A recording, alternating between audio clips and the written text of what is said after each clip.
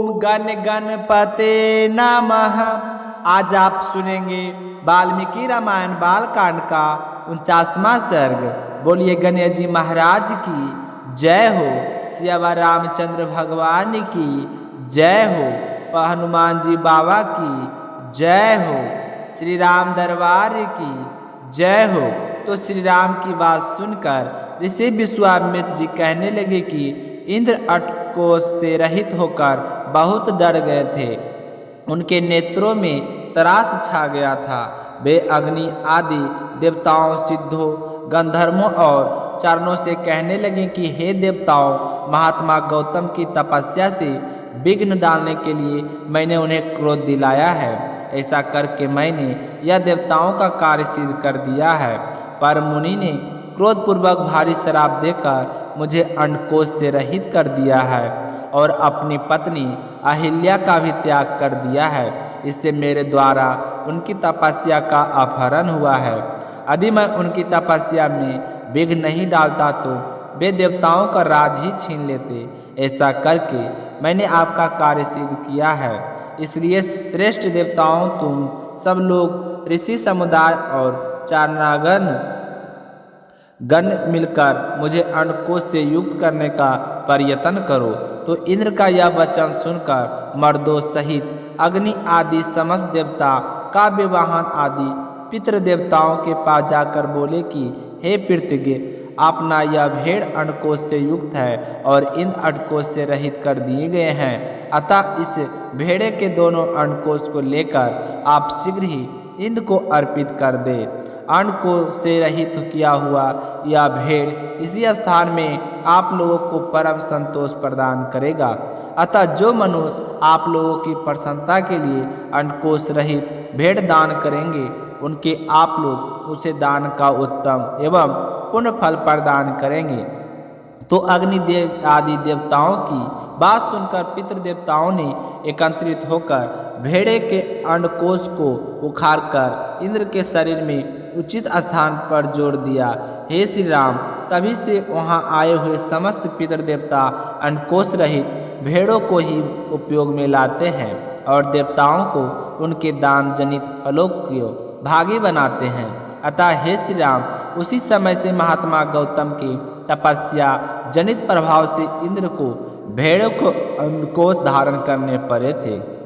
अब समय आ गया कि तुम पुण्यकर्मा महर्षि गौतम के इस आश्रम पर चलो और देवरूपिणी महाभागा अहिल्या का उद्धार करो। तो विश्वामित्र जी की वचन सुनकर भगवान श्री राम लक्ष्मण जी के साथ महर्षि विश्वामित्र जी को आगे करके उनके पीछे पीछे आश्रम में प्रवेश किए। वहां जाकर उन्होंने देखा कि महासौभाग्यशालिनी अहिल्या अपनी तपस्या सेप्समान हो रही है। इस लोक के मनुष्य तथा संपूर्ण देवता और असुर भी वहां आकर उन्हें देख नहीं सकते थे। उनका स्वरूप दिव्य था।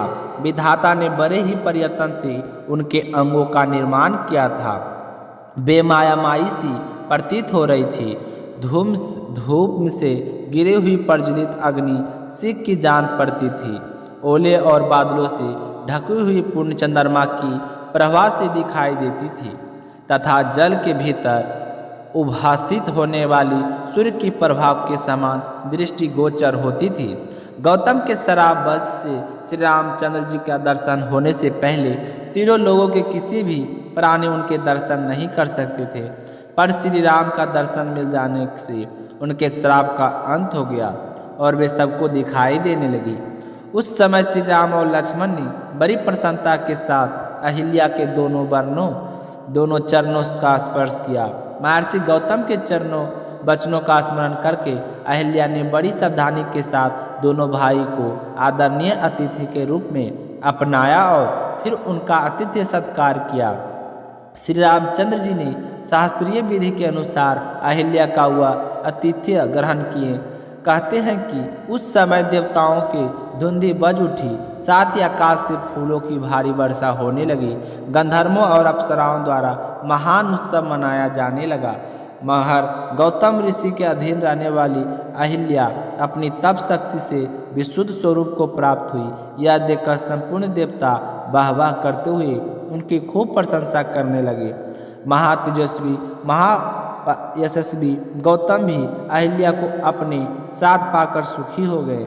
उन्होंने श्री राम की विधिवत पूजा करके तपस्या करने शुरू की तो महामुनि गौतम की ओर से इस तरह विधि पूर्वक उत्तम पूजा और आदर सत्कार पाकर भगवान श्री राम बहुत ही खुश हुए और उसके बाद विश्वास जी के साथ मिथिलापुरी में चले गए। इसके साथ ही 49वां सर्ग सबका समापन होता है। इसके आगे क्या हुआ यह सुनेंगे अगले सर्ग में। तो भगवान श्री राम का आशीर्वाद पाने के लिए रोजाना श्रद्धा भाव से सुनते रहिए और कमेंट में सियावर रामचंद्र भगवान की जय हो जरूर लिखिए। इसी के साथ एक कहानी और सुनेंगे गणेश जी गजानंद की। बोलिए गणेश जी गजानंद की जय हो। एक बार की बात है, एक बुढ़िया गणेश जी भगवान की बहुत ही भक्ति किया करती थी। सुबह जल्दी उठती, स्नान करके पहले गणेश मंदिर जाती, गणेश जी को सिंदूर से तिलक करती और गुड़ का भोग लगाती। बड़े ही श्रद्धा भाव से गणेश जी के नामों का स्मरण किया करती थी। उसका नियम था चाहे आंधी हो या तूफान, वह बुढ़िया गणेश जी के मंदिर जरूर जाती थी। ऐसा करते करते सालों बीत गए तो गणेश जी भगवान उस बुढ़िया की भक्ति से बहुत ही प्रसन्न हुए। तो एक दिन उसे सपने में दर्शन देकर कहने लगे कि बूढ़ी माई, मैं तुमसे बहुत ही खुश हूँ, तो वरदान मांग, क्या ही मांगना चाहती है। तो बुढ़िया कहने लगे कि हे गणेश जी महाराज, आपने मुझे दर्शन दिए, इससे अच्छा मेरे लिए क्या हो सकता है। मांगना तो मुझे कुछ नहीं आता है, मैं क्या मांगूँ। इस तरह फिर बुढ़िया सोचने लगे तो गणेश जी महाराज कहने लगे कि बूढ़ी माई परेशान मत हो, मैं कल फिर आपके सपने में आऊँगा, तब तुम आराम से सोच लेना तुम्हें वरदान में क्या मांगना है। वरदान में तुम्हें एक ही दूंगा। ऐसा कहकर गणेश जी भगवान अंतर्ध्यान हो गए और उस बुढ़िया की आंखें खुल गई। आँख खोली तो सुबह हो चुकी थी। तो बुढ़िया सोचने लगी कि घर में अन्न और धन भी नहीं है, मेरे कुल में दीपक भी नहीं है, मैं क्या मांगूं, मेरी तो समझ में नहीं आता। तो इस तरह सोचते हुए बुढ़िया ने अपने पुत्र को बुलाया और पूछा कि बेटा, मुझे गणेश जी ने रात में सपने में दर्शन दिए थे और बोल रहे थे कि मैं तुम्हारी पूजा पाठ से बहुत ही प्रसन्न हूँ, मैं तुम्हें एक वरदान देना चाहता हूँ, मांगो क्या मांगती हो। तो मुझे तो समझ ही नहीं आया कि मैं क्या मांगूं, बेटा तू बता दे मुझे क्या मांगना चाहिए। तो बुढ़िया का पुत्र कहने लगा कि माँ, तुम गणेश जी से बहुत सारा धन दौलत मांग लो, हमारी गरीबी दूर हो जाएगी, तो हमें सब कुछ मिल जाएगा। लोगों को देखो कितनों ऐसे आराम से रहते हैं, हमारे भी सपने पूरे हो जाएंगे। तो बेटे की बात सुनकर बुढ़िया ने बहू को आवाज़ लगाई। तो बहू आई और सासू माँ से पूछने लगी कि माँ जी कहिए क्या बात है, आपने मुझे किस लिए बुलाया है। तो उसकी सास कहने लगी कि बेटा, रात मुझे सपने में गणेश जी भगवान ने दर्शन दिए हैं और वह कह रहे हैं कि मैं तुम्हें वरदान देना चाहता हूँ, मेरी तो समझ में नहीं आता है कि मैं क्या मांगूँ। तो सासू माँ की बात सुनकर बहू कहने लगी कि माँ जी यह तो बहुत अच्छी बात है, आप गणेश जी से पोता मांग लो, क्या आपका मन नहीं करता कि हमारे घर में नन्हे शिशु की किलकारी गूंजी, हमारा भी वंश आगे बढ़े। तो बुढ़िया कहने लगी कि बेटा तेरी बात तो सही है। अब बुढ़िया तो कसमें थी कि गणेश जी ने तो एक वरदान देना है, उसमें मैं क्या मांगूं। तो वह बुढ़िया सोचती सोचती पड़ोस में अपनी सहेली के पास गई और जाकर पूछने लगी कि बहन तुम मुझे बता कि मैं क्या मांगूं। तो बूढ़ी माई की सारी बात सुनकर उसके पड़ोसन कहने लगी कि बहन तू तो अब थोड़े दिन जिएगी, क्यों तू धन मांगे और क्यों तू नाती मांगे, वह तोरे किस काम की। तू ऐसा कर, गणेश जी भगवान को कह देना कि बुढ़ापे तक मेरी आँखों की रोशनी बनी रहे। आदमी बूढ़ा हो जाने पर बाद में अपनी रोशनी खो देता है और आँखों के बिना तो जीना बहुत ही कठिन है। बेटा बहू तो अपने सुख की चीज़ें मांग रहे हैं, लेकिन मुझे तो लगता है कि पूजा पाठ तुमने की है तो तुम्हें अपने लिए ही कुछ मांगना चाहिए। तो बुढ़िया को तीनों की बातें सही लगी, लेकिन दुविधा यह थी कि गणेश जी ने तो केवल एक ही वरदान देने की बात कही थी। तो बुढ़िया ने अपने मन में कुछ विचार किया और सो गई। गणेश जी ने बुढ़िया को सपने में दर्शन दिए और कहा कि बूढ़ी माई वरदान मांगो।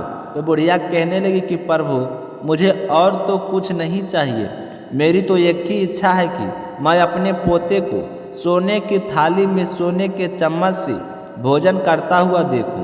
तो बुढ़िया की बात सुनकर गणेश जी मुस्कुराते हुए कहने लगे कि मैया तू तो बोल रही थी कि मुझे मांगना ही नहीं आता, लेकिन तूने तो मुझे ठग लिया। तूने तो एक ही वरदान में अपने लिए आंखें, धन और पोता तीनों चीज़ मांग लिए। आंखें होगी तो देख पाओगी, धन होगा तो पोता सोने की थाली में भोजन करेगा। तुमने तो बहुत ही चतुराई से एक ही वरदान में सारी चीज़ें मांग ली।